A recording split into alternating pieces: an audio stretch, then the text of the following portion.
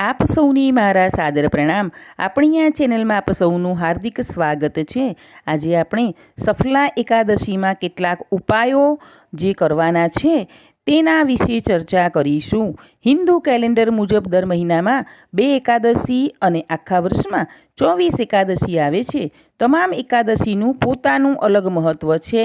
ધાર્મિક માન્યતા અનુસાર જે વ્યક્તિ દરેક એકાદશીનું વ્રત કરે છે તેને સંસારના તમામ સુખો પ્રાપ્ત થાય છે। આ વ્રત કરવાથી ભક્તની તમામ મનોકામનાઓ પૂર્ણ થાય છે। આ દિવસે ભગવાન અચ્યુતજીની પણ પૂજા થાય છે। આ વ્રત કરનારને મૃત્યુ પછી વિષ્ણુ લોકની પ્રાપ્તિ થાય છે અને જીવન પર્યંત સુખ, શાંતિ તથા સમૃદ્ધિ મળે છે। આ વર્ષની છેલ્લી એકાદશી છે। આ દિવસે કેટલાક ખાસ ઉપાય કરવાથી જીવનમાં પ્રગતિના માર્ગો ખુલી જાય છે। જેમ કે નોકરી સંબંધિત સમસ્યા। જો તમને કાર્યક્ષેત્રમાં સમસ્યાઓનો સામનો કરવો પડી રહ્યો હોય અથવા ઘણા પ્રયત્નો છતાં પણ નોકરી ન મળી રહી હોય તો આ દિવસે તમારા જમણા હાથમાં પાણી અને પીળા ફૂલ લઈને શ્રી હરિની પ્રાર્થના કરો। ત્યારબાદ ગાયના ઘીનો દીવો પ્રગટાવો અને નારાયણ કવચનો પાઠ કરો।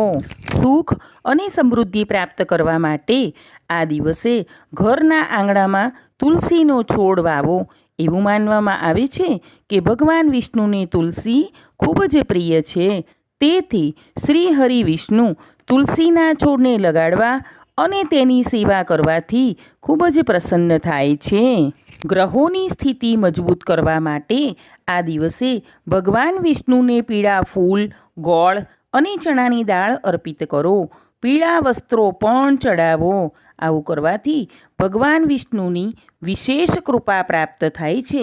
આર્થિક સંકટમાંથી મુક્તિ મેળવવા માટે આ દિવસે વ્રત કરો તથા વિધિ પ્રમાણે ભગવાન વિષ્ણુ અને માતા લક્ષ્મીજીની પૂજા કરો તથા આ દિવસે તમારી ક્ષમતા મુજબ કોઈ ગરીબને દાન કરો અને સાંજે પૂજા સ્થાન પર ઘીનો 4 મુખી દીવો પ્રગટાવો।